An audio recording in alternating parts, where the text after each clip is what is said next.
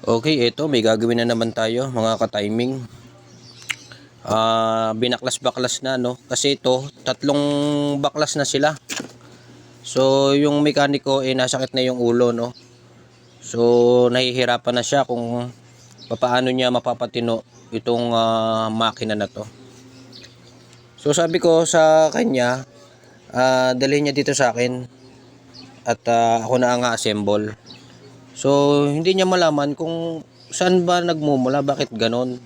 Na umaandar naman siya, kaya lang kapag tinothrottle mo, nawawala na siya sa timing, no?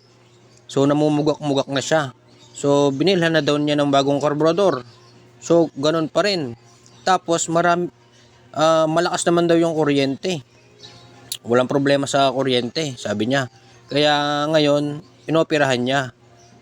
Ngayon,